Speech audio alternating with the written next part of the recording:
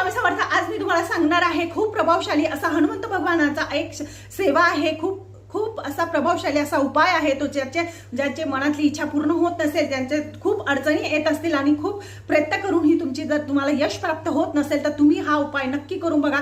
हनुमंत भगवान हे जागृत देवस्थान आहे आणि आपण त्यांची आराधना केल्याने त्यांच्या संकटांचं निवारण तर ते करतातच, पण आपल्या मनातली इच्छा नक्कीच ते पूर्ण करतात. 11 दिवसपर्यंत तुम्हाला हा एक उपाय करायचा आहे. त्याच्यासाठी तुम्हाला काय करायचं आहे, कुठलाही एकच टाइम तुम्हाला पकडायचा आहे. 9 ते 9 किंवा 10 ते 10 या वेळेस तुम्हाला बसून 3 वेळेस हनुमान चालीसा तुम्हाला पठण करायचं आहे.